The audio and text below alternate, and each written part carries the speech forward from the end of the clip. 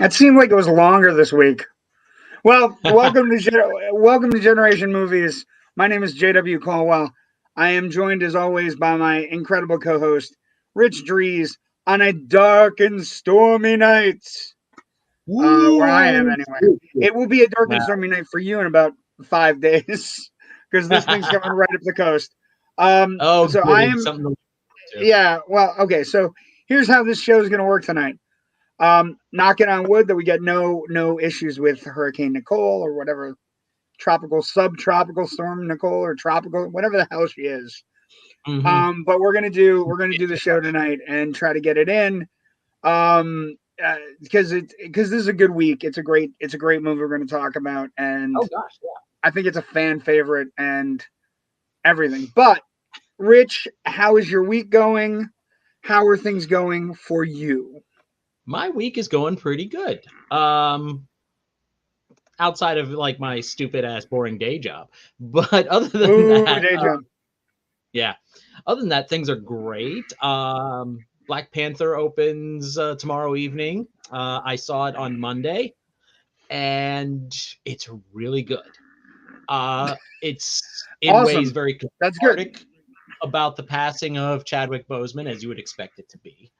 Um, Um, it, I uh, I'm really looking forward to it. I think it's a mhm. Marvel week, and I think movie theaters need it. And I'm one of the things that I was talking about tonight on Loud and Nerdy, my other show. There's not a lot coming out, Rich, No, between now and Christmas, and this is Glass, like, Glass Onion, Fablemans, Avatar 2 really are like the big ones that I'm thinking of. but Glass Onion's only going to be a week, and Spirited. I was like, even Spirited, a movie that would theoretically, with Ryan Reynolds and Will Ferrell, and a musical comedy for the holidays, is only going to get a week in theaters before it goes streaming on That's Apple Plus. insane. That Yeah, is. Apple TV. So I think we're in a weird place. But I'm excited about movies. I'm excited about the big group going tomorrow night. Although again, we're in hurricane conditions, so I don't know what's going to happen. Um, Tried calling the theater all day. Theaters don't answer their phones anymore. So Oh. it's all internet. If you need a refund, go wherever you got the tickets. Hmm. Anyway, but Um, so a couple like housekeeping stuff.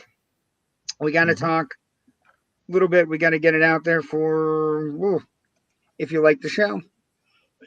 We have a YouTube channel, the Indie Escape Network, which is where we're at. By all means, follow it. You can actually now also subscribe specifically to our shows, but there are a bunch of really good shows in the Indie Escape Network. Everything that's My Manic Mondays and CJ Robles on Monday and IOU on Fridays, and although we might have a limited amount of shows this week because of whatever. Because again, we're in hurricane mode down here, and two of the creators on the network are in Florida. So, but that's our YouTube channel. That is our Facebook page, which is always another good place where you can find all the Indie Escape folks. Mhm. But this, I still haven't been able to get rid of my cough. This is one of those movies.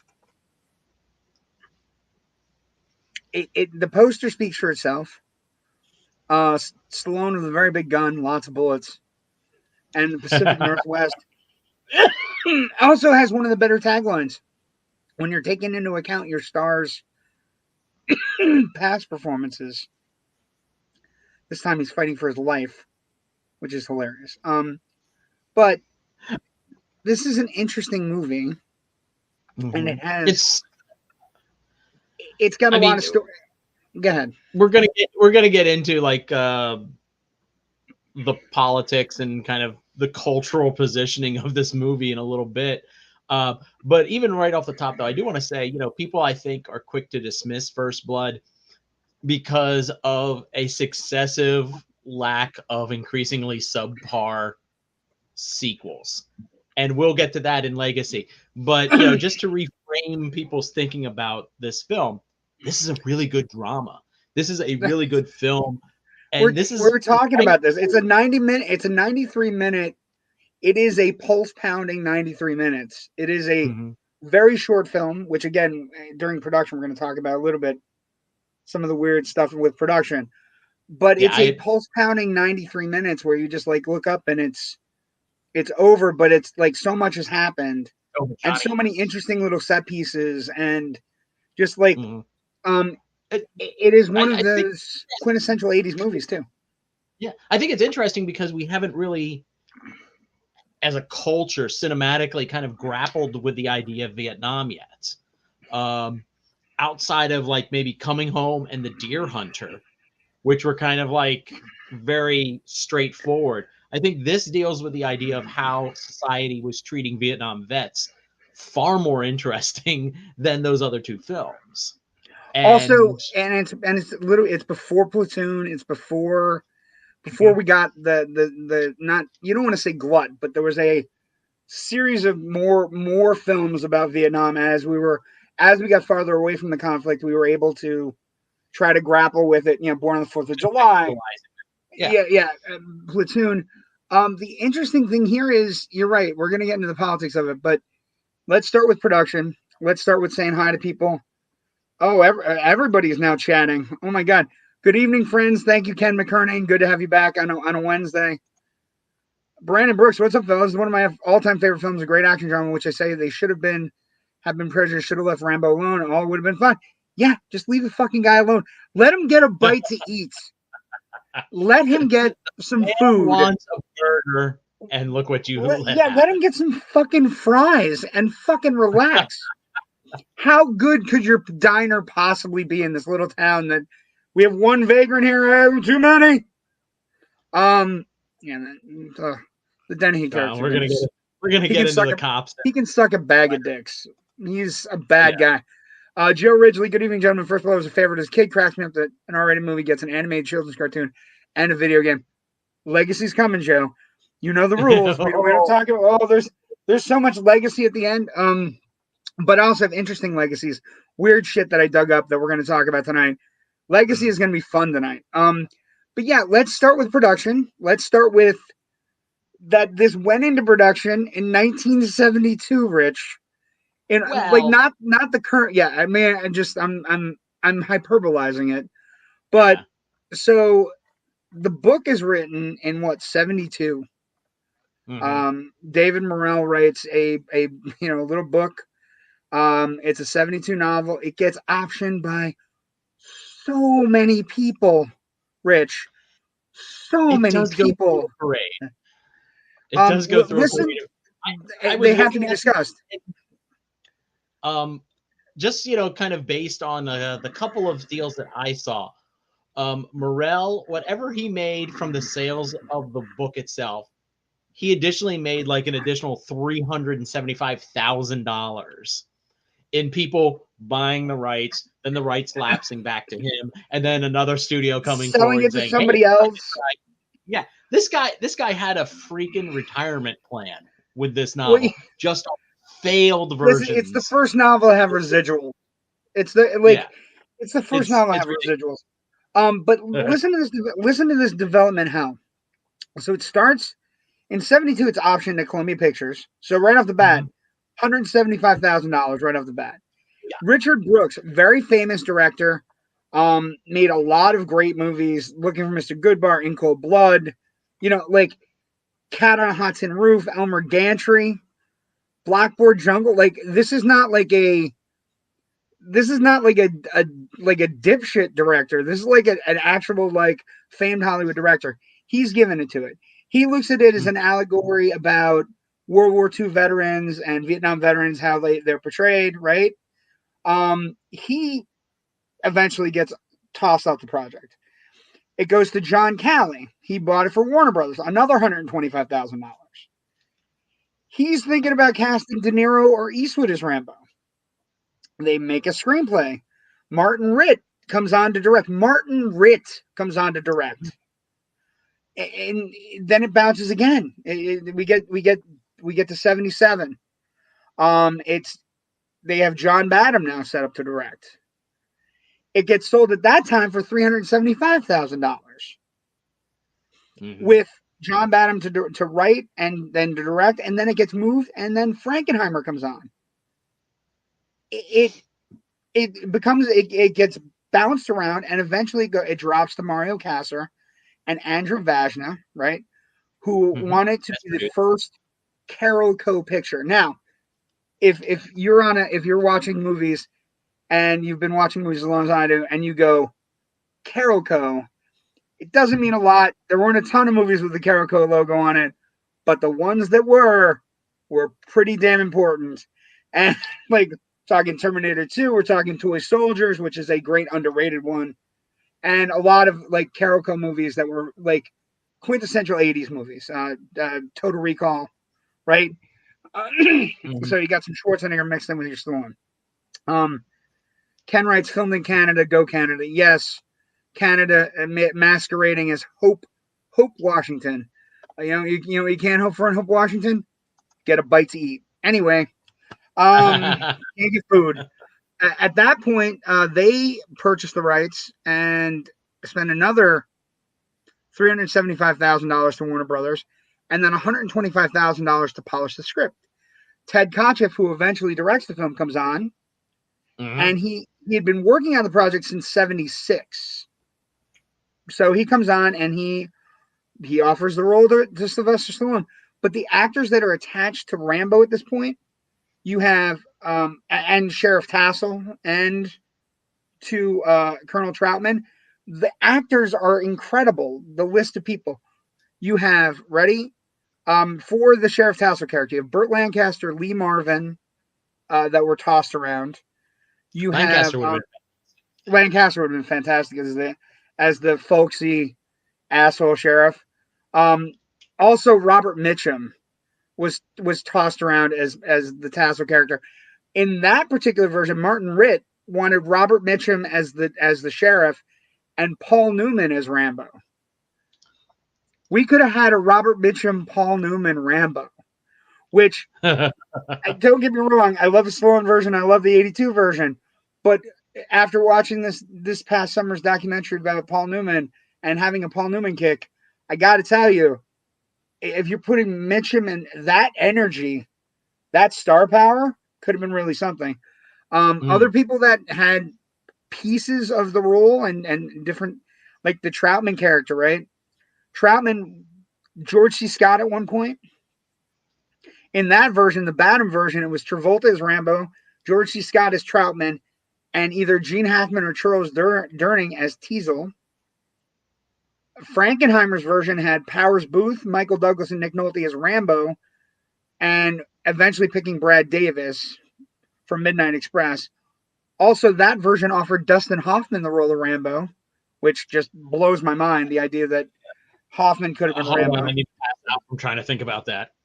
It boggles the mind. But so Kassar and Vajna had approached Oscar when they got to the final version of the movie. Hackman and Duvall were approached, both turned it down. Lee Marvin turned down Colonel Troutman. James Mason and Richard Jekyll also considered, and then they hired Kirk Douglas. Let's go back. Lee Marvin as Troutman. I think that would have been really interesting because you would have totally been fantastic. From it would have been Dirty Dozen. It would have been the Dirty Dozen vibe. So yeah. Well, the idea that Marvin produced the Dirty Dozen and then produced his Rambo would have been one of the great quintessential movie kind of like coolness. It would have been amazing. And then so Marvin turns it down.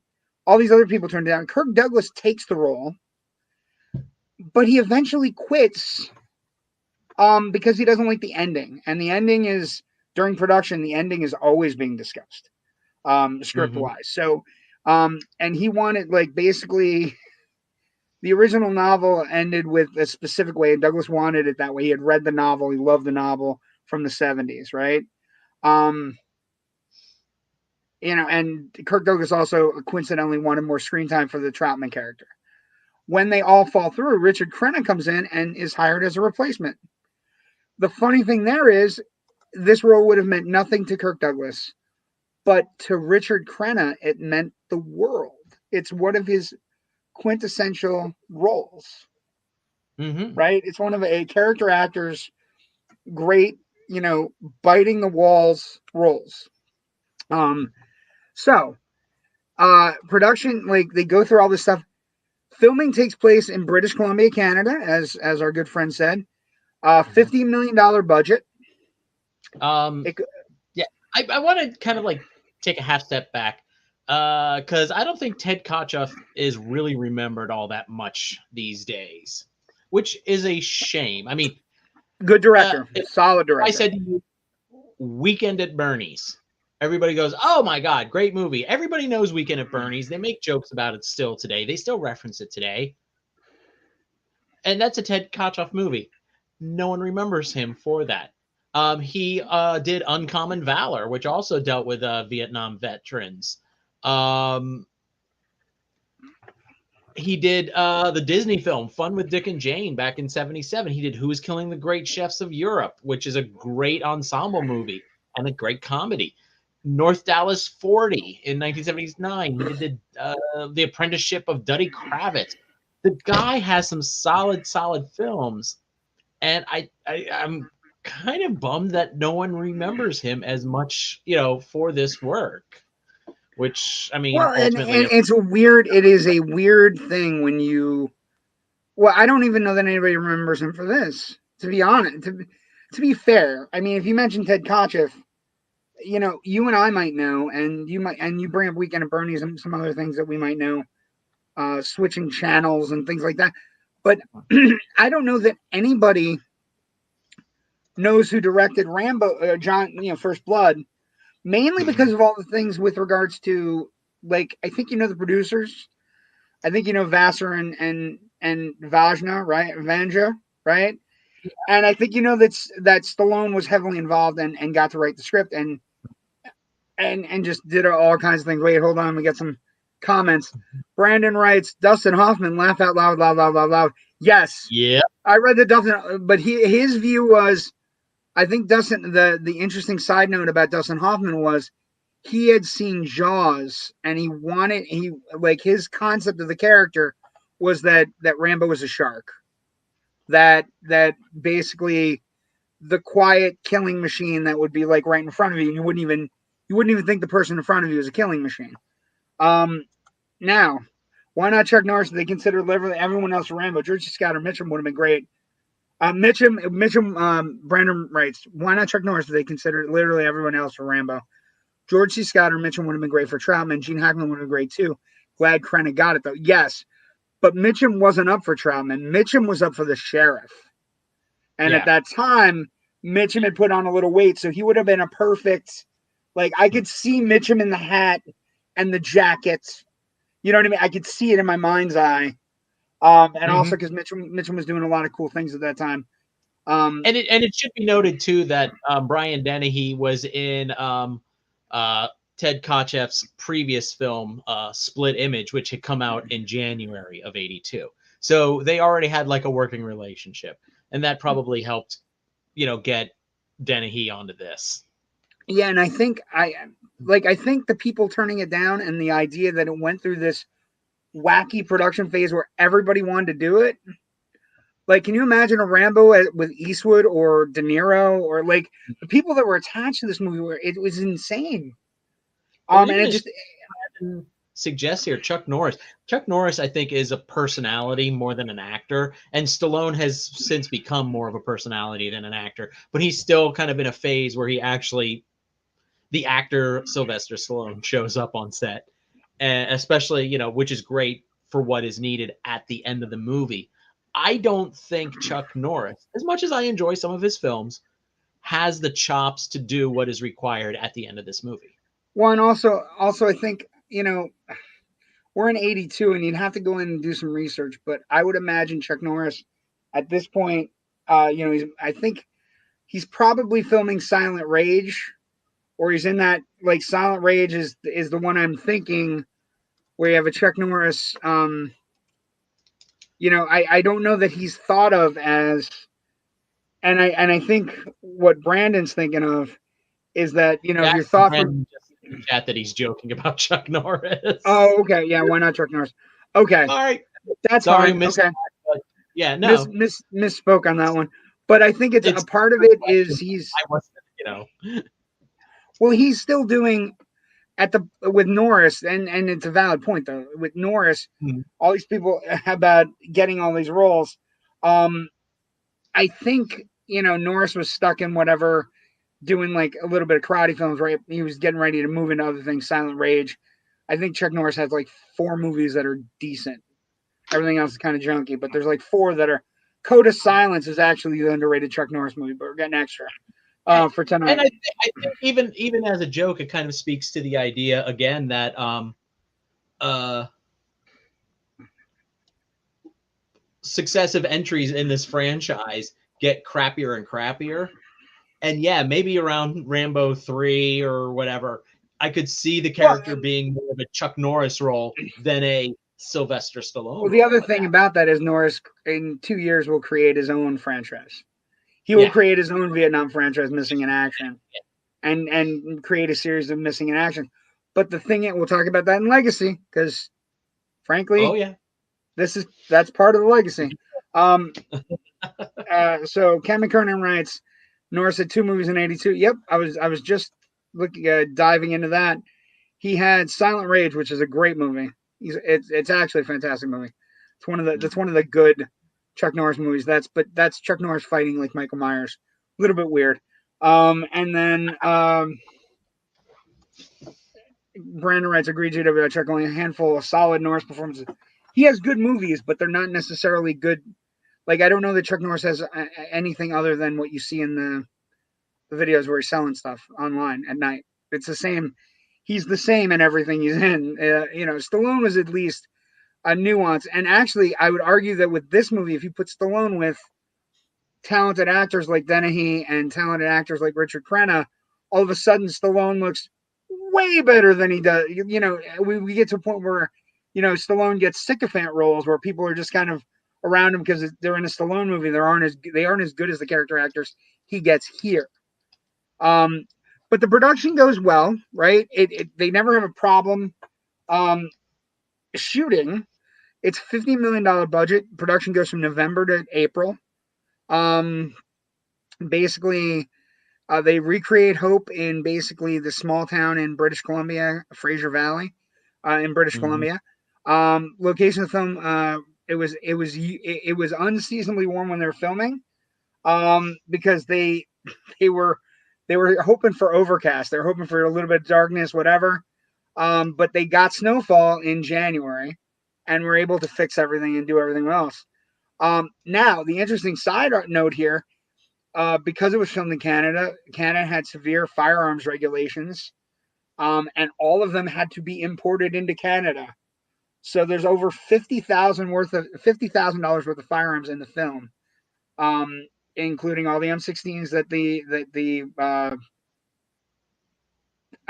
National Guard used, Remington shotguns, Magnum 44 revolvers, Colt AR-15 rifles, and here's the thing: there's over 50,000 of them, and they were all stolen on the set.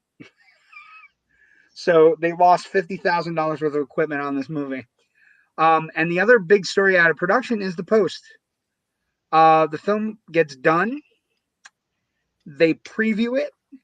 The first rough cut of the film, Rich, is, and pardon me, but 3.5 hours long. And Okay, it's I'm gonna kind of call half bullshit on that. I pulled up, I kind of went into my script archives, and I have a PDF of one of the drafts they were using for shooting. It has the ending as we see it in the film. I know we're going to get to the alternate ending in a moment, and that script is only 121 pages, which roughly should equate to a 2-hour 2-hour flick. 2-hour or so. Now, the first 2 pages are nothing but a series of pictures of John Rambo growing up, from a small boy to joining the army. Some pictures of him to a killing machine. Yeah, which is an interesting thing, but I sort of like how this movie just kind of starts, with him walking down down that road. It's got an incredible, it's got a Hulk kind of vibe to it. It's got like he you just want goes the town to sad town. don't you? Yeah, you wouldn't like him angry. He Well, it is a Marvel week, Rich. yeah. But yeah, I So mean, I haven't had the chance to kind of like read through the whole script and go, okay, where this would it be? scene 3 hours? they cut out this, where do they get 3 hours unless they were throwing every scrap of footage from like the action sequences in For there the that they rough cut? shot. Maybe, So, I don't know. hey, we I got this mean, explosion I from think 5 different angles, put all of that footage in, and suddenly it's like a 7-minute sequence that's normally wound up edited down to like 3, stuff like that. So I don't think it's like there's like this whole mythical movie that's twice as long that you could watch. I think it's well, and a lot I think the interesting thing is that it takes. even if it was, okay, so let's say it's a 2.5 hour movie. Let's cut it down, right? Whatever the storyline is, that it's a super long movie. They only made a 93-minute movie, and to be honest, it's what I would call it's a phrase I've used, not necessarily with you, but I'm going to use it here tonight. It is a gunmetal efficient movie. It is stripped down. It is bare bones. It is everything is right there in front of you. And it's a little bit like what I also equated to in a Quentin Tarantino way, right? Pulp Fiction is all the accoutrements, is everything. It's big, huge, wide, right? 2.5 hours, crazy. Reservoir Dogs is the gunmetal, is the efficient 93 minutes in out, story told, done. And I think it's really kind of right there. Let's see. Brandon comments: Love Silent Rage, Code of Silence. Have to revisit Invasion USA and Hero and the Terror to see if they hold up a solid. They don't. They don't. Um, they Dude. don't. They really don't. Also, Delta Force does not hold up. It's a shame that that's Lee Marvin's last movie. It was one of the better monologues at the end of the film. Stallone was an emotion note. Nothing is over. Nothing. Powerful stuff from Sly. It is. It is also. It is also his writer's mind running a little bit amok. It will eventually, legacy wise, end up in other movies like the other Rambos, also Rocky 4. Um, you know, if it becomes that talk to the Russian people at the end. A little bit, a little bit. Would like to see an extended director's cut. I don't know. I like. Here's the thing. Not everything needs to be a director's cut to me. I don't know how you feel about Rich. I feel I like mean, sometimes I'd be interested in seeing finished scenes that didn't make this cut, just to see what they were.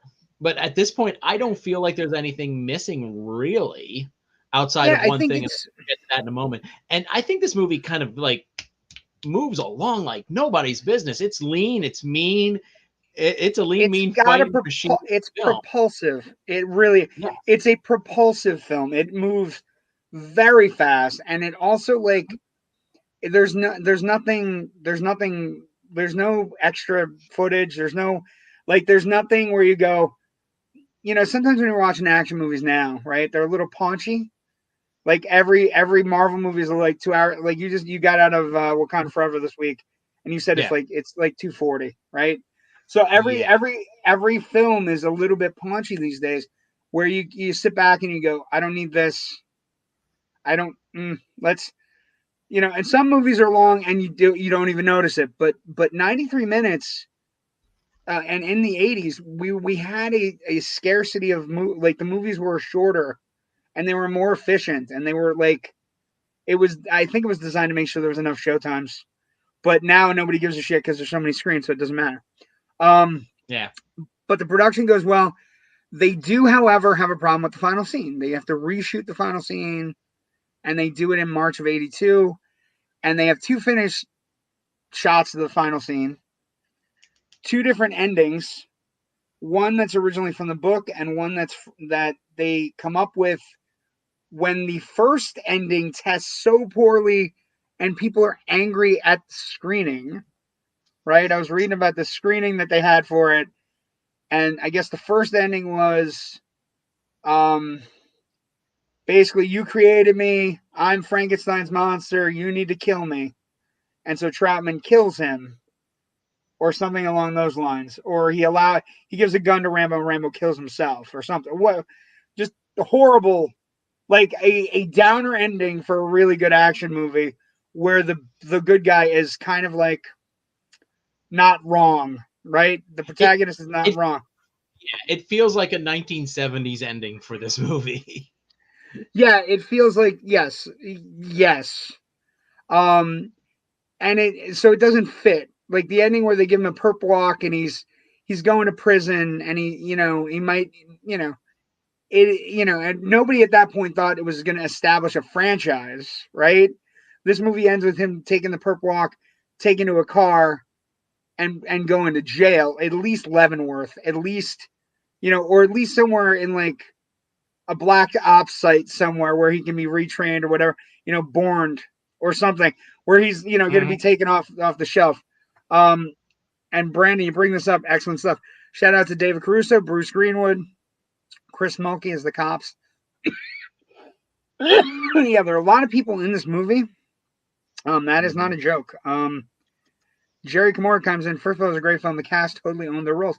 Yeah, that's one of the things that I think is most exciting about it. But the ending tests poorly.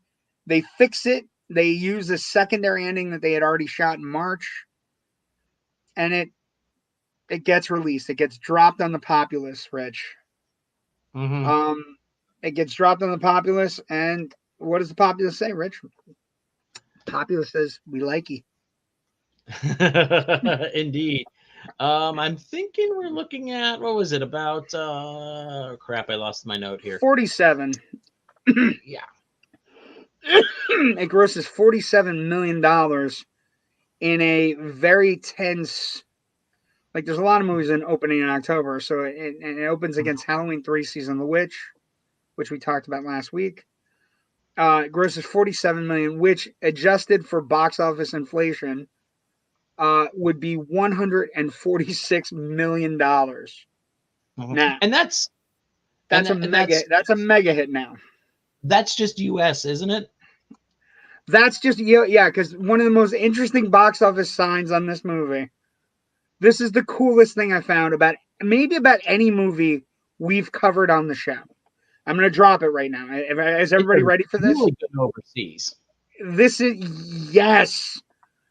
one of the most incredible things I've read on any of these movies we've talked about.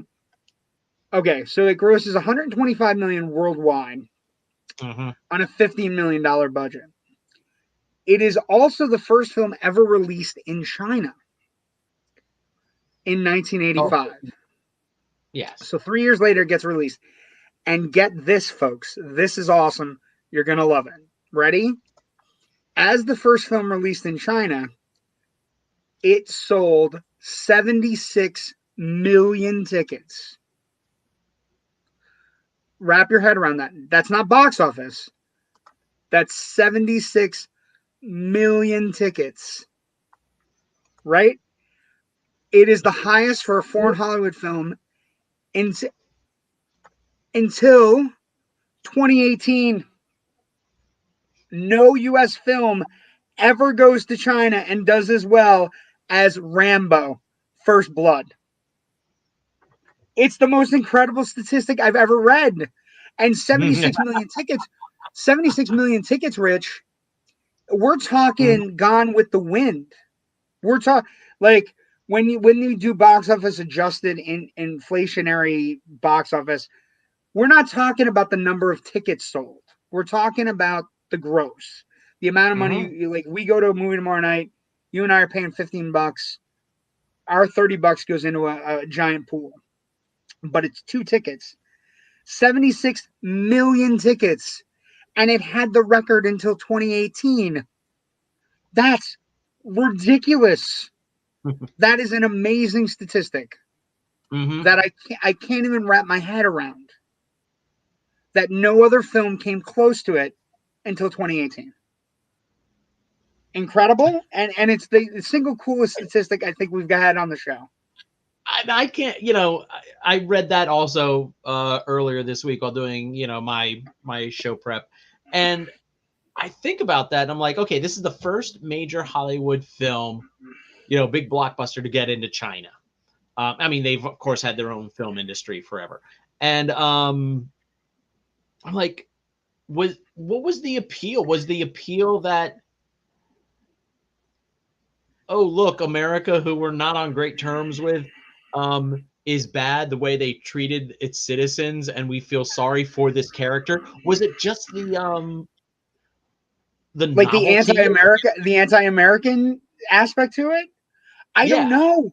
I think Or was it's it the novelty that, holy shit, we got to see a movie from Hollywood. Let's go see it again and look again at and how again big and he again. is. Look at how big the American is. Look at how big the He's other tall. Americans are. They're super fat. Like I don't know what the fascination is. I think it's the single coolest thing ever, though, that we've had on the show. I was thinking about it. Like 76 million tickets means, the gross in China. Again, I don't know what they charge in China in 1985 to see this movie, and I don't know I mean, I don't know how any I'm movie thinking. lasts to get Go ahead. 76 million. Mm. 76 million. Thinking about the language barrier here too. I mean, this is in terms of like emotionality and character development, things like that. This is a fairly basic, easy film. There's not a lot of complexity that would, It's kind of run up against, it's super difficulties actiony. They're not going to have translating any it problem. Yeah, to Cantonese or what right. They're have not you. going to have any problems changing it to Mandarin. It's super easy to understand. There's a lot of stuff that's just grunting in the forest, right? Mm-hmm. I think Yeah, that it's all a very plays into business. it. And maybe there's something like maybe it gets the tinge for the Chinese Communist Party where they're like, this is what happens when you attack a Southeast, an Asian power. Maybe that's the rub or something. Look at we don't know what they did with the box, maybe, or the poster. Maybe it was sad American. You know what I mean? Like sad American mistreated by U.S. cops or whatever. Mm-hmm. And maybe that's it. Brandon's got some questions. Hold on. Oh, of course he does. Gentlemen, no, he's engaged. He's super engaged tonight. Plus, I know. he's had a really good week in California. So I want to congratulate him. He's had all his movie doing well in the Philadelphia market with Philadelphia Film Festival, and now he's traipsing all over California right now. Gentlemen, why do you think Stallone was ever taken really serious as an actor after his performance coming out of the first Rocky? It really wasn't until Coppola, until then Creed, he got acting props. He also writes, was it the action star spot he had, some of the action movie choices overshadowed his acting skill? Yes. Part of it is, I would argue that after this, he gets into franchise and action movie mode, and it's less of the authentic Stallone. Like the Stallone in this is, everybody in this is super authentic, but Stallone is particularly authentic, even in the portions that aren't action heavy. So, like the sequence where he goes to meet the mother at the beginning of his friend who died of cancer, Agent Orange cancer, is a really good scene. And all the stuff in Rocky is really good. So, like, he's been a good actor, but then after this, we're looking at Rocky 3, Rambo First Blood Part 2. He took the easy way. He gets into maybe he's not acting as much, and then he gets to Copland and he gets to Creed, and he gets later in his career where we're about to have him.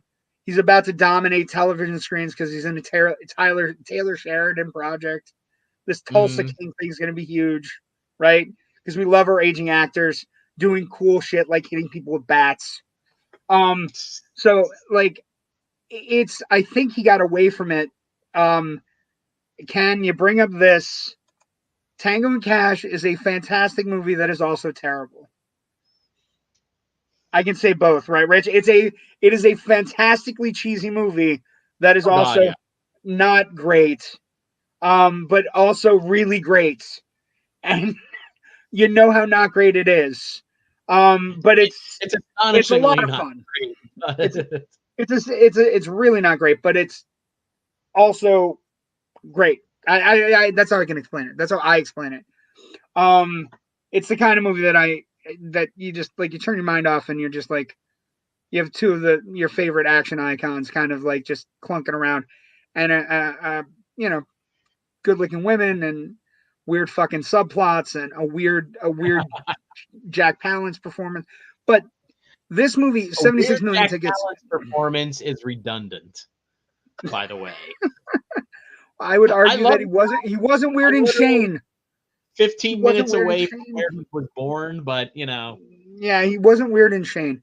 But the box office is great. It does very well at the box office. It actually, and this is we've talked about this on the show before.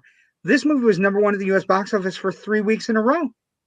Mhm. It opened. It was for the longest time. It was the best October opening in film history. And then but 51 million domestically. It was the highest grossing movie of the fall, and it was the 13th highest grossing film of the year. But it was one of the only movies aside from like E.T. and a couple other things that was number one at the box office for 3 weeks in a row. And then, when you do that, you sort of look at the numbers of why it was number one at the box office for 3 weeks in a row. And it opened against Halloween 3. And then the second week it was out, it was up against It Came from Hollywood, National Lampoon's Class Reunion, which is grossed a lot of money, but was a terrible movie, but fun. And then The Man from Both of Snowy those are River, bad comedies. they're bad. And then The Man from Snowy River on November 3rd. So you're talking, it held on to number one for 3 weeks. And that, for the most part, was not how 1982 went, which I think is really interesting. 1982, you and I have talked about it. The movies opened, they did okay, and then it stopped. This opened in 901 theaters. It eventually expanded out to 1,000 theaters. So this is one of the few that went up. It also lasted 10 weeks in theaters. So not only did it last number one 3 weeks in a row, but it lasted for theaters for 10 weeks, which means it was playing. And again, when we talk about these things, not a lot of screens. You have to earn your money in 1982 for a theater to keep you going for 10 weeks. You know what Pretty I mean? much right up to the end of the year. Right. And so it's a fascinating box office thing. Critical response then and now. A perfect Critics are segue. mixed on this. A little bit mixed, but now I would argue that the response was mixed because I don't think people were able to deal with the. I think the performances are universally praised, but I think Mhm. it's a mission. Like, how do you as a film critic be able to look at something and go, it's got a coming home vibe, but it's really super actiony. You know what I mean? And he's building. He's doing guerrilla warfare in the Pacific Northwest. So I think with the mixed reviews at the time, like it got good reviews from Ebert, it got good reviews from Janet Maslin, right? Where you're looking at it and you go, um, like Janet Maslin said it had ingenuity, which I think is amazing because Maslin was really hard to please. Um, Mhm. but the acting is what actually gets it really good reviews. Now, when you look at it now, Rich, how about this? You go to Rotten Tomatoes, which is our aggregate that we talk about on the show. 86% on Rotten Tomatoes with an That's pretty audience score of 85. So this is nice. one the critics and audiences alike in similar fashion. My review, I would say to it, it's one of the more efficient 80s action movies. It's sleek. The acting is really good. Mhm. Krenna's really good. Dennehy's really good. Stallone's really good. It's got an authentic vibe to it. Like the stunts they're not overly action based. They're terrifying stunts. Stallone on the side of a mountain falling into a tree. There's nothing where you go. It's not Die Hard where it's like you're like, oh, this is kind of I don't know if I believe Bruce Willis hanging off the side of it.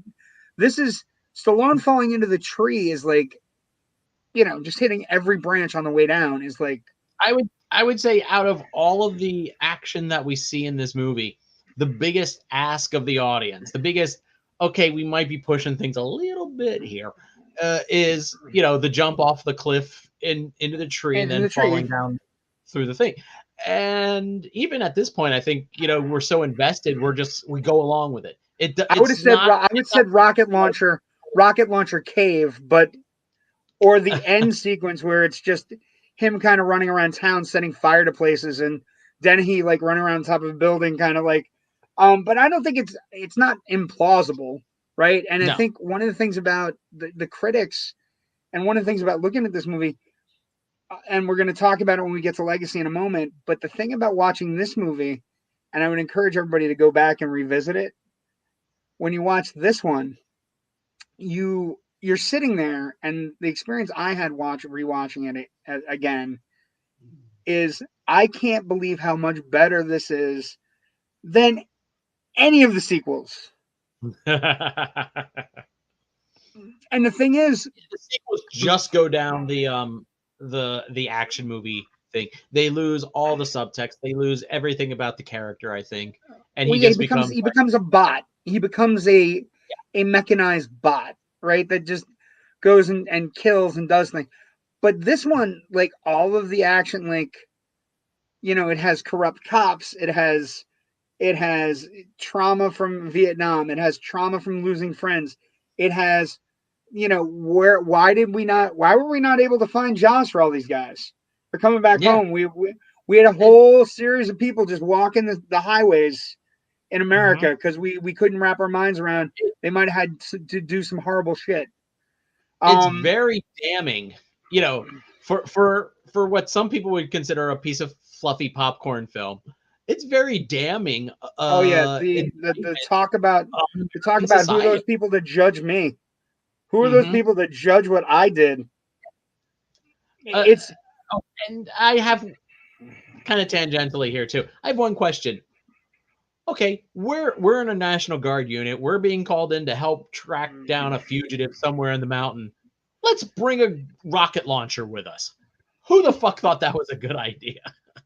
It just seemed like, oh, we're pinned down. Hey, good thing we brought the rocket launcher with us. well, It was and I think that's the bigger improbability than Stallone jumping off a cliff into a it tree. really is. That's why I said it. The rocket launcher in the cave is the one where you go, well, maybe okay, I'll go with it. Okay, He I thought you meant survived. his escape. Oh I'm sorry, I thought well, you no, meant escape it's more in the mind ship. chuckleheads. It's more the chuckleheads with a major rocket launcher. For me, I like Mhm. those guys. Like there are fat guys in that particular portrait. I'm a fat guy. I wouldn't let me anywhere near a rocket launcher. So like those guys are chunky and they're like playing with it, and it's I like mean, right out of Stripes, for fuck's sake. I get the idea that maybe, they're critiquing, you guys weren't in actual combat, so you think you have a rocket launcher, so you're kind of like, they're Yeah. like Yahoo old boys until somebody starts shooting back at them, and then they're all like, I'm not going up Well, there. Their commanding officer, their lieutenant is telling, you go over there, and they're all like, fuck you, we're staying right here behind this tree. I ain't getting shot. this You guy's know, super it, dangerous. Did you see what he it's did? a great contrast between, these Well, douchey, it's a soft, doughy weekend warrior types and somebody who is actually in combat. Again, and really it's a interesting great. stuff going on in That's this one of the movie. great things about the movie. The movie is so good. It's tight. It's efficient. You know, Mm-hmm. Stallone is really good. He hasn't become a star yet, so he's still hungry, right? Dennehy is kind of grimy. He's like, there's one sequence where he says, we're gonna do I have to do some of my favorite stuff. Dennehy says something to the guys like, if one of my guys gets out of line, I take care of him. And it's like, the other sheriff is just like, your guys get out of line all the time. Like, they do this all the time. And then Mm-hmm. Troutman's my favorite Richard Crenna line, who's also fantastic in the movie, which is, Congressional Medal of Honor winner, dead in Jerkwater, USA, which is Mm-hmm. it's just great. Yeah. It is a fascinating, it's wonderfully shot too. The action sequences, the sequence, action sequence wise, the car chase through the town when he first escapes is really good. It's like Mm-hmm. him on a bike and Dennehy in a car, and Dennehy making bad decisions with an axle vehicle, all over the place. Like Dennehy at one point goes up a hill and the car just rolls over. Like it's so realistic that it's just like It's you can't do that. You can't do that with a car.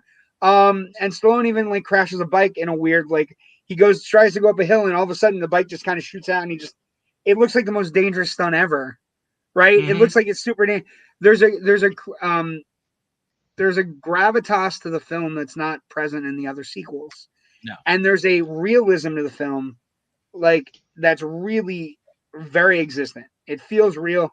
The action sequence in when he does the guerrilla warfare stuff is out of a fucking horror movie, Rich.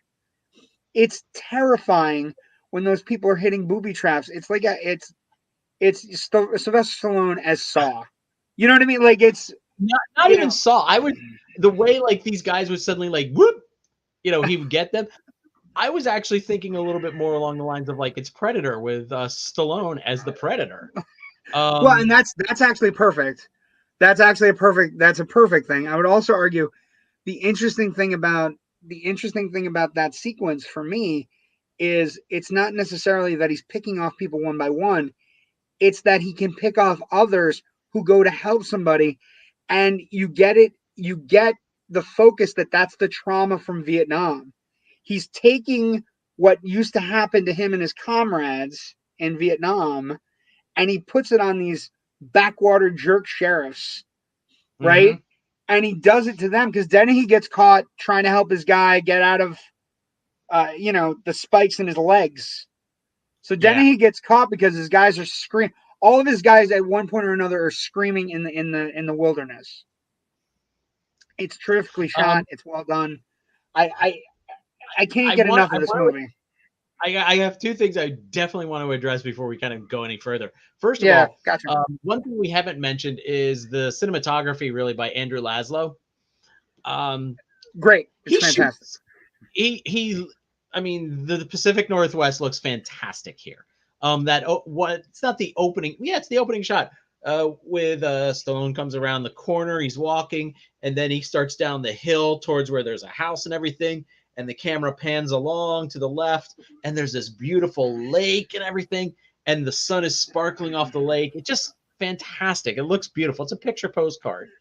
And then one of the other compositions It's got a verite feel to it. Mm. It looks like cinema verite.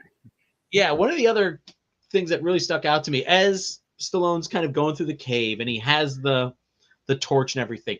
Right after he goes through the section with the rats, which want no part of that. Yeah, and he's kind of like moving away from us down this side tunnel, and we see him getting smaller and smaller, and the light is getting dimmer and dimmer, and there's more and more blackness in the picture, just pushing in on him as he's getting smaller and smaller. It's fucking beautiful. That's like one shot. It's claustrophobic. It's emblematic of what's happening to the character. It's just amazing. And just compositionally, it's brilliant. The way it looks is just beautiful. It's a wonderful thing. The other thing I want to get to, I hate me some dirty cops. In real life, I think the worst thing you can be as a cop is someone who abuses your office. And I don't feel we see enough of those type of cops get the justice they deserve in real life. So I do enjoy it when I see a bunch of dirty cops get the shit kicked out of them in movies. Well, and but the other thing is he's nice to the one that was nice to him. Like in all of his trauma, the David Caruso, who the entire movie's going, can't you guys hey, this guy's got problems. I don't think he should be in the jail or getting shaved with a straight razor with no shaving cream or with a hose down like he's a farm animal. Yeah. So are you seeing this? So when what's his face takes the header out of the helicopter, because he was the chief asshole of yes, the cops. He's a bad guy. And yes. Well, then he's not great. Whoop, I was like, Yeah, finally, thank you. And but I mean, Brian Dennehy's character, he's the one who kind of like turned a blind eye to all this good old boyism that was going on in his station house there. And he's just like, well, that's the way we got to do it to keep our town nice and quiet, and so I can get I keep elected. my guys in line. Oh, Yeah, when I think and that's an interesting side. It's an interesting subplot that I think is really interesting. And I was telling you earlier, we're still living this 40 years later. We're still dealing with the scuzzy cop side plot and some things. yeah. And I But what's told great, you, oh, go ahead. these guys are portrayed as bullies, but the second somebody actually pushes back on them, they're all screaming like little bitches. They're all crying. Brian Dennehy is like actually out in the woods, and after all the other guys are taken down and Rambo hightails it, Dennehy basically sits down and cries. And it's a great moment because it just kind of reveals that these guys are just cowards with badges, and they're a disgrace to law enforcement, really. And they kind of get what's It's coming to them. And I'm yes, like, and it's who ahead of cares? it's ahead of its time. Mm-hmm. And you and I often discuss things that are ahead of its time, which leads me to let's talk about legacy and franchise viability. So I think the interesting thing for me, one of the things watching this movie, 40 years later, we're still dealing with the bully cop issue, right? It's still part of our daily life. And I told you, I think, and I know Brandon might be watching. I would love to see a concept where we do a reboot where it's an African American veteran, and it's a an African American veteran, and he's dealing with the cop issue that Stallone's Rambo deals with. I think it would be um, really interesting. Would be an interesting reboot because there are so many complex layers you could add to it. You could bring it forward with whatever Oh, whatever war you want to go with, Afghanistan, Iraq, any of the number of hmm. things where our people are coming home and not necessarily feeling that they're as cared for as they should be. Should be, yes. Another thing, another thing that's a problem. I mean, the movie kind of glances by it, but I definitely made a note of it because that's another thing that irritates me. Uh, at that base camp, when they first are having that big long establishing shot of the base camp, we see a news reporter there, very much telling a line of bullshit about what happened. We don't know how he got the gun, and thankfully the cops were smart enough to be able to fight off his attacks. With their training, with the Yes, training that the cops have. it Yeah, was a complete uncritical reporting of some bullshit spin by dirty cops. And I hate to say it, but I think sometimes that does still happen today. And well, there was uh, there was a whole thing on last week tonight with John Oliver yeah, about a month ago where basically all the stories that you see on the news are basically coming directly from the crime desks around the country. So there's no nuance to them, and then no, any nuance there is, it's what folks want you to see. yeah. As Um, I noted here, news reporter, serious bootlicking. Yeah, there was no.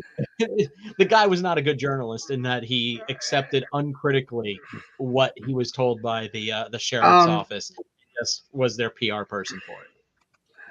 And that's so a nice, very that's much a but very much an I interesting. think the main like so we I mean you have to talk about the sequels, right? It's a Mm, franchise that has done supremely well with regards, it's got what, four sequels. So we got a ton of movies that are out, and four sequels. They range from okay to mind-numbingly not great. And so tell, so let me ask you this, JW. Does Rambo 3, Rambo helps the Taliban, does that really age well for you? not particularly. Um, I think like I think if I did an order, I think it like if I did an order, like First Blood is number one, right? And if you do Mhm. it, I think two is as good as you're going to get from the jingoistic side of the Rambo franchise, and then maybe the Rambo that came out like where it was like a couple years ago, where it was like it was him like just hanging out like on a fishing village, and he had to rescue the missionaries that were Mhm. naive, because God knows we do have naive people in the world. And then the Taliban stuff isn't great, Ooh. but it's not as bad as the last. The Last Blood is nasty and mean spirited.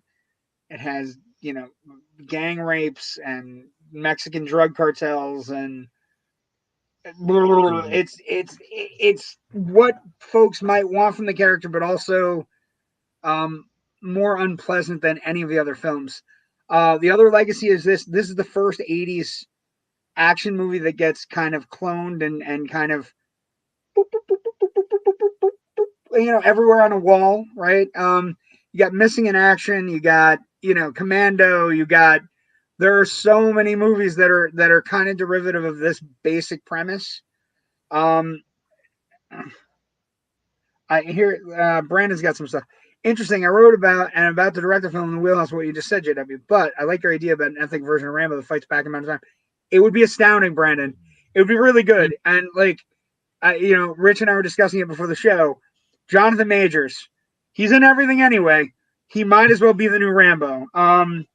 Also, And Brandon writes, most disagree with me here, and I totally get it, but I feel First Blood is Stallone's best film. Most go with Rocky. What say you two gentlemen? ooh, Ooh. um, I would say Rocky might be his more personal film, but I think this has more. Oh man, it's That's a really almost a tough. dead heat for me. Yeah, I mean, First Blood, definitely has more things on its mind than just being an action film, and I, I I think really I think appreciate and like that about this movie. I think you love Rocky more, but I think First Blood might be the better movie. Like Yeah, Brandon, I think it's one of those things where you're stacking teacups, right? So you're looking at it and you're putting things on top of each other. I think you might, in your heart, love Rocky more, right? Like there's something about Rocky when you watch Rocky, it gets your blood pumping, whatever. But like Rich was saying, there's so much going on in First Blood, and it's one of the few times where he's been with other actors, and it's not Stallone. It's not Stallone. He's playing the character. So I hmm think you might be right that it's his best film, but I think where you get in the weeds is where people might get confused. Or you said they're fighting with you, where they disagree with you. It's not. They're not thinking with their brain. They're thinking with their heart, right? They're thinking with their like. They're not putting any kind of a concept where they're doing where the mind is involved. It's more along the lines of I just think Rocky might be something where people just can't get over how much they love it, um, and that's why they're fighting with you. It has nothing to do with you being wrong. It's more with them not realizing that Rocky is more of a heart movie. Last Blood is Taken meets Home Alone. Yeah, but it's also got the weird like it's got a lot the violence is way more grisly in Last Blood, and a little too like much more personal than I would have liked. Let's see, classic movie for me. It's similar to Rambo, Walking Tall with the Rock. Well, Walking Tall the original, and then Walking Tall, but that's from the '70s, and then Walking Tall with the Rock is the Rock trying to do the veteran kind of thing, but it's an okay remake.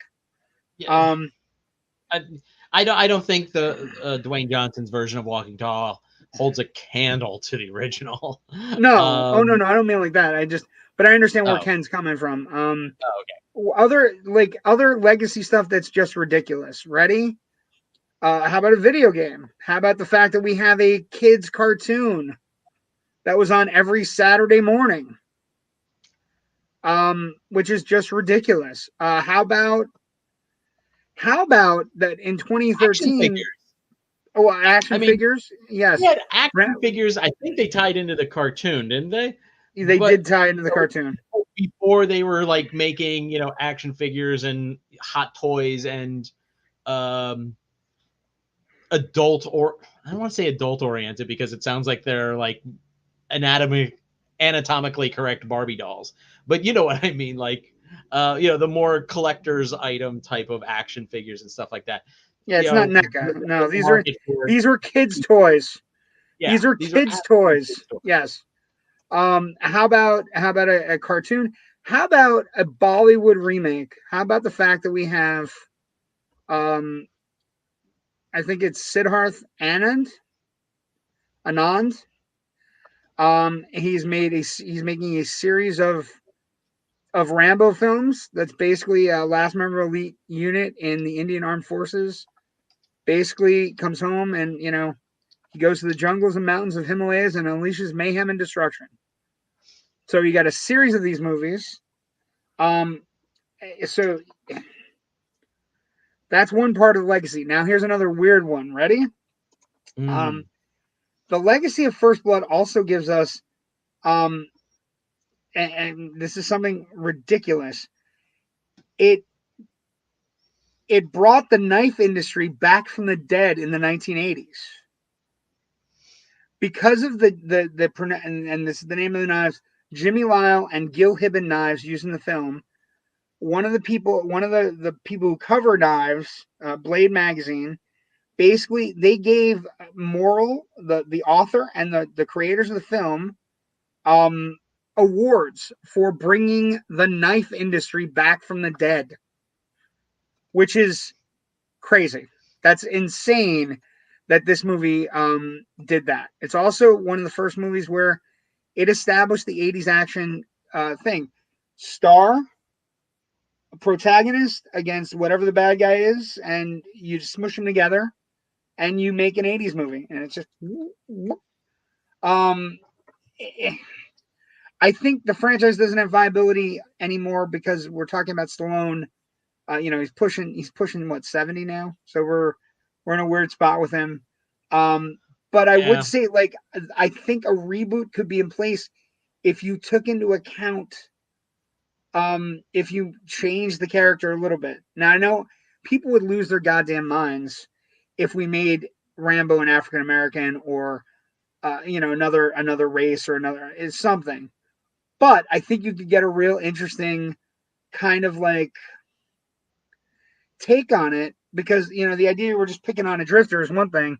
Um, I'm fascinated by it. I'm fascinated by that this first movie did a lot of stuff and never really.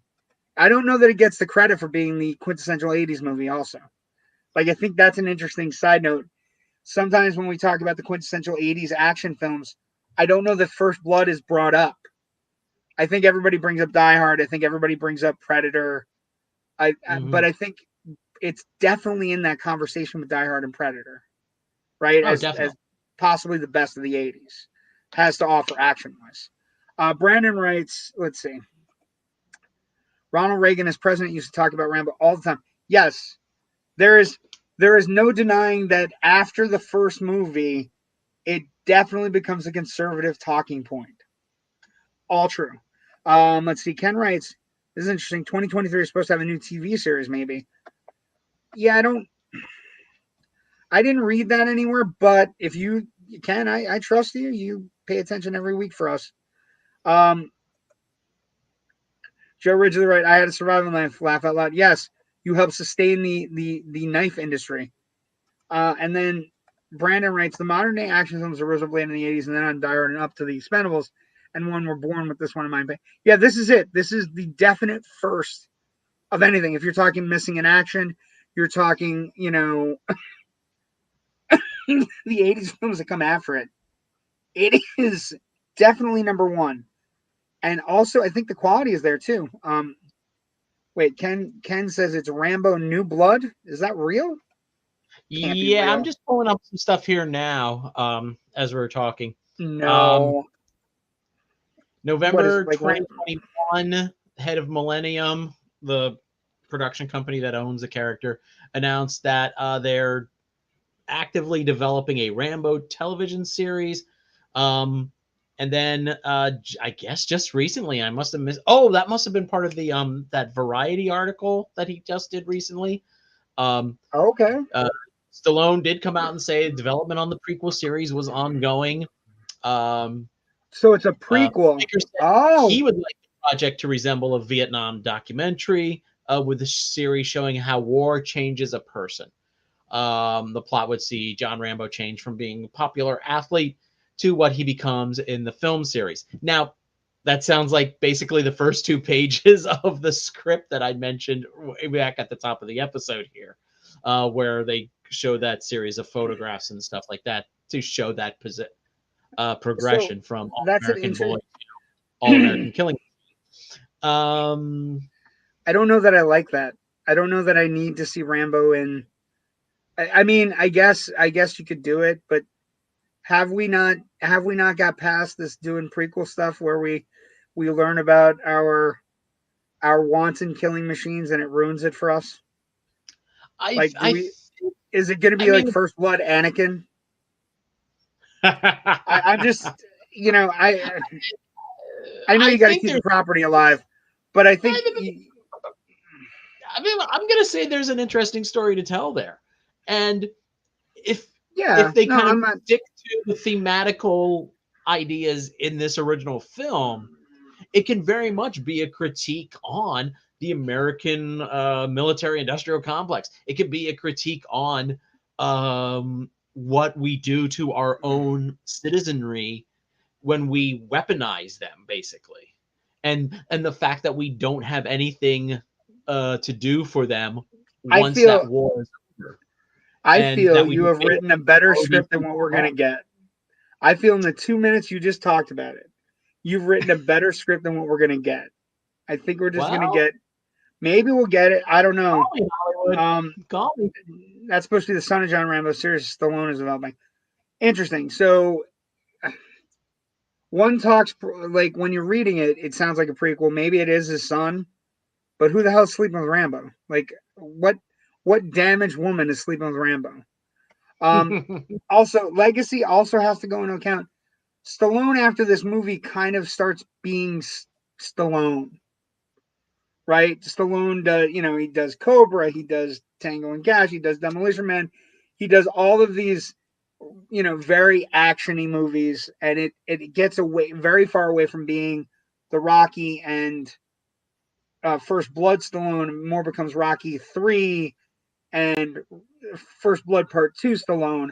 And I think that legacy is there. There's part of the grid of this movie allows for others to watch other Stallone stuff and not give a shit. Like they don't, Mhm, nobody cares because they enjoy him and they enjoy his acting. mhm. Let me Let's ask you a see. question. Oh Go wait, ahead and read that. I have a question for you. Brandon writes, Stallone is developing a Rambo project surrounding him having an unknown son that's a soldier like he was. He's also developing a new Cobra TV series with an older Marion Cobretti. Okay, that one I'm on. That one I'm for. Because that movie is so incredibly wonderfully bad. It's very much like Tango and Cash for me. Hmm. I don't. I should hate Cobra, but I don't. Let me ask you I this. still have a Cobra poster. It was the nicest poster, Rich. It was a glossy matte finish poster. It was Hmm. so awesome.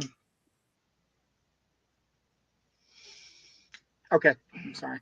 Okay. I was just Let thinking me about ask that you this. poster. It's somewhere in storage, and then Um, Cash kept coming. is we talked about this alternate ending where basically Rambo commits suicide at the end. Yes, Test audiences didn't like it. Should the at should all. the film should the filmmakers have stuck to their guns and released the movie that way? Do you think we would have had a better movie? I know that scene is available on the Blu-ray. I have not watched it. Um, but do you think the movie would be better remembered, have a better reputation, or at least be much more powerful than I think it already is if they did that? If they used that original suicide ending? Well, for one, maybe. And here's the thing: one, it would have been a shocking ending, right? major star killing himself at the behest of the guy that trained him would have been a Mm-hmm. major ending. Also, wouldn't have caused the franchise to happen. So so then you wouldn't have any part of the legacy is that he was able to make 4 sequels, right? Mm-hmm. But part of that legacy is that the 4 sequels watered down the initial greatness of the original, And they watered down his career too. Let's face it. and they watered down his career a bit too. So it's an interesting concept. It is a wonderful what if. What if they Mm-hmm. made this and then he had to find another franchise or another character to play or a different action movie, right? Or Um, maybe he went more in a I, dramatic. He liked that idea, so he kind of kept moving him more towards more dramatic dramatic ways. I and think gave I up think on it's the more interesting. I think it's more interesting. I don't care what it does to Stallone's career. I think your what if is more interesting to me in a sense that I would want a movie that I've watched recently a couple of times and I really Mhm. like way more than I liked it when I was younger, right? I think we all watch First Blood at some point because you need to see the first one before you see the sequels, right? That's the type of person Mhm. I am movie wise.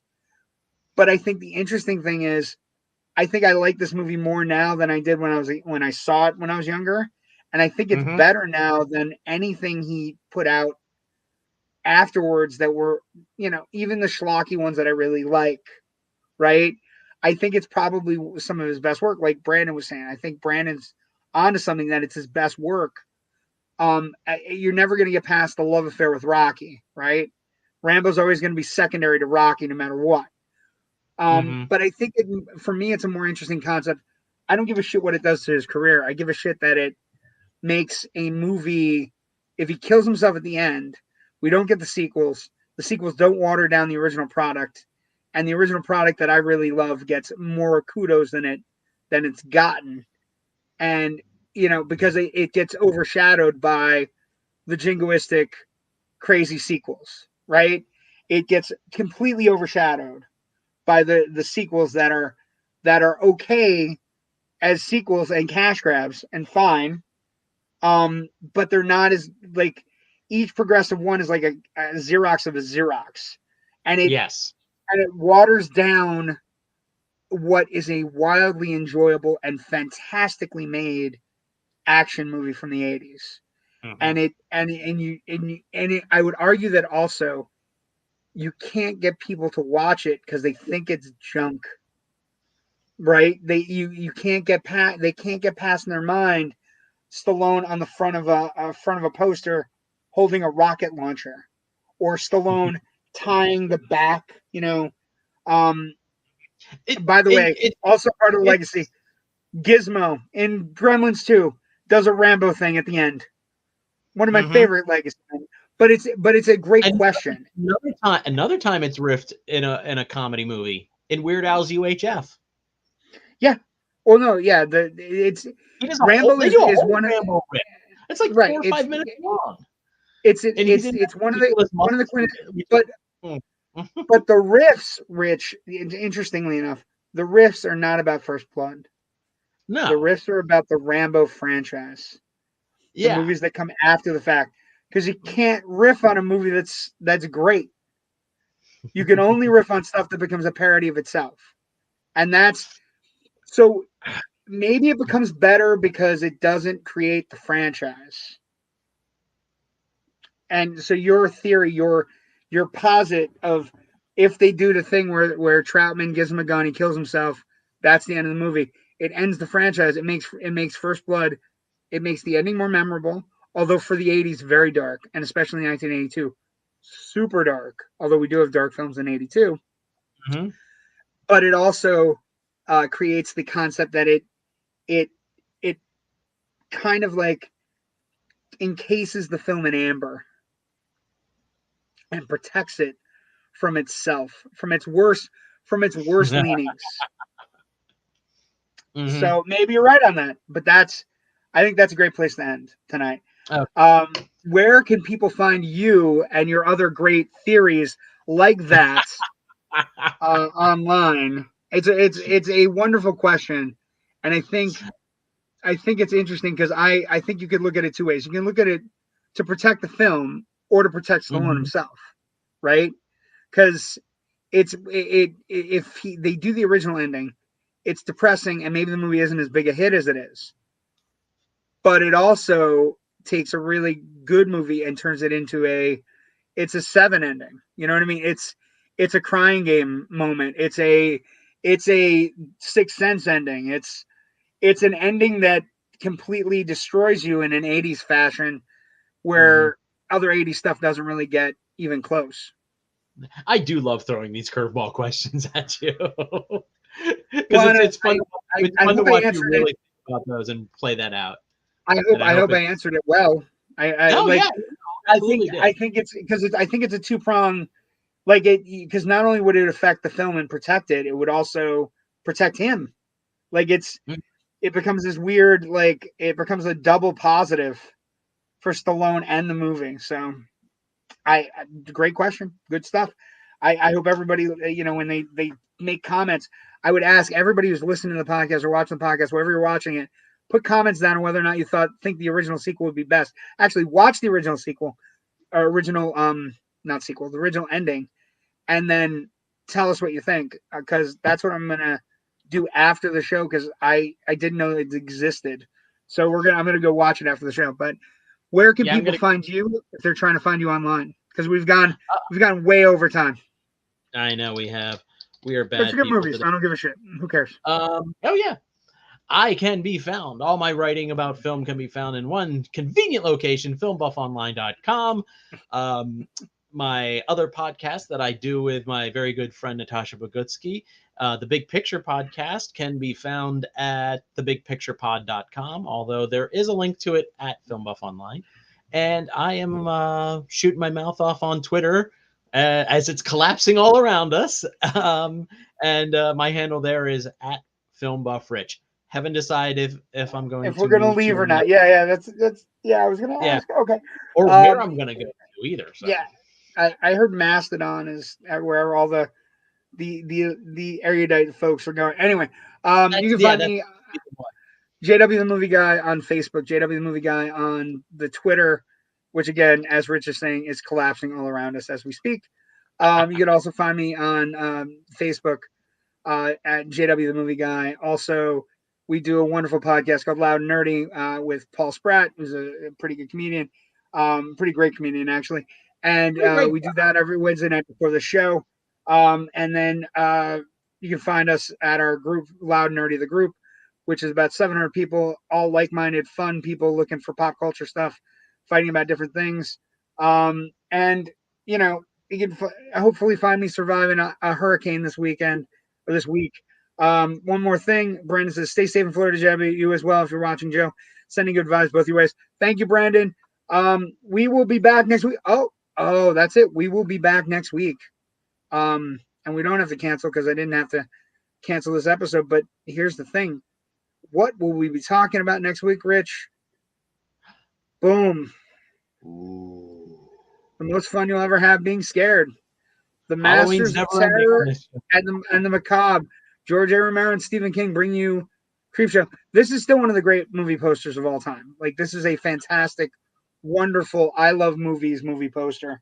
And look at that cast: Hal Holbrook, Adrian Barbeau, Fritz Weaver, Leslie Nielsen, E.G. Marshall, fantastic. So many good people, so much fun. One of the great anthology horror films of all time. Creepshow next week on Generation Movie. Thank you for joining us tonight. We will see everybody next week. Stay safe if you're, well, everybody's getting it on the East Coast. So stay safe wherever you're watching. We've got one more Take care. comment. Let's see.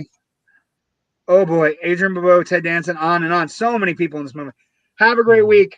We'll see everybody next week for Creepshow. Thank you for joining us for First Blood tonight, the Jerkwater USA episode. Good night and have a pleasant tomorrow.